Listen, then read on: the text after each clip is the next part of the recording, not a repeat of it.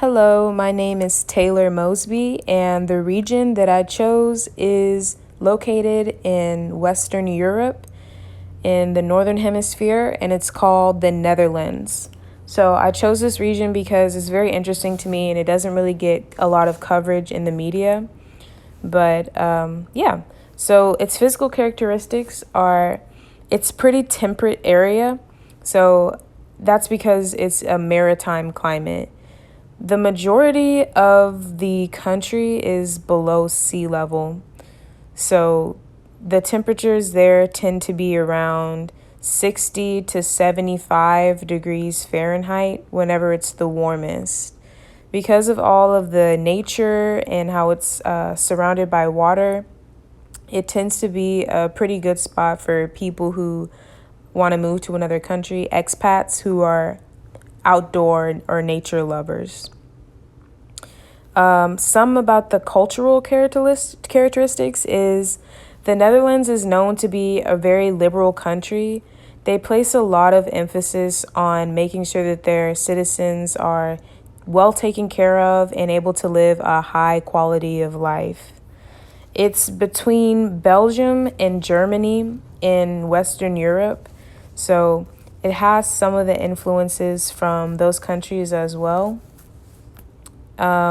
It's known for its cities being very walkable, and a lot of the people commute by bikes. This helps the Netherlands keep their carbon footprint relatively low because they're not having to place a lot of carbon dioxide in the atmosphere from vehicles. Another thing that the Netherlands is known for is their cannabis coffee shops.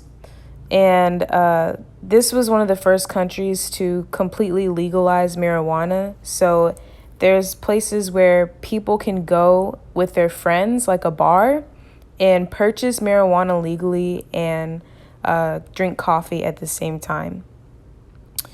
A little bit more about the culture. Like I said, they are very liberal. So they were actually the first country in the entire world to legalize same-sex marriage. Like I said, they place a lot of emphasis on making sure that everybody feels accepted. So it's not unusual to see a pride rally in the street anywhere in the Netherlands. Some about the history of the Netherlands is it was founded in 1275 by seafaring people.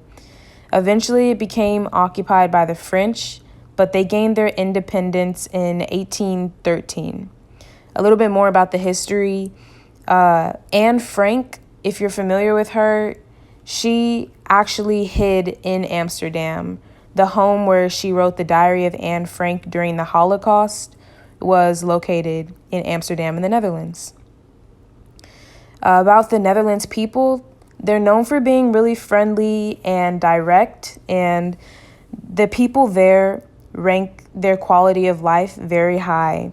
And it's statistically known as the seventh happiest country in the world. The Netherlands is also known for having a really good work-life balance. Since the Netherlands is not a capitalistic country, it's more of a socialist country, the people don't place as much emphasis on working. The food there that's native to that area is called Dutch cuisine, and they typically consist of seafood, potatoes, and vegetables. They're also known for a popular sweet dessert snack called stroopwafels. I believe that part of the reason why the Netherlands is so open to different people and liberal is because the people there don't tend to follow a certain religion. Their government is not backed in religion at all. So over half of the people there claim to be not religious. As for the languages spoken in the Netherlands, it is acceptable to speak English there, but most people speak Dutch, which is kind of like a mixture between German and English. As far as environmental issues, the Netherlands really faces less environmental issues than other places because they're the number one country in the world for sustainable practices. They really believe in saving the earth and making sure that global warming is not continuing. Because they're so close to sea level, they're more likely to be impacted by climate change. And lastly, for the geopolitics of the Netherlands, they are a part of the European Union, but they tend to stay out of foreign affairs, so there hasn't been many global tensions with them. Also, they have a representative democracy, so the people have a lot of representation in the government.